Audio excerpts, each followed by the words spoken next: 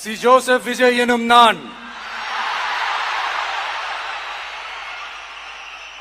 தமிழ்நாட்டு அரசின் முதலமைச்சர் என்ற முறையில் எனது கவனத்திற்குள்ளாவதும் தெரிய வருவதுமான எந்த பொருளையும்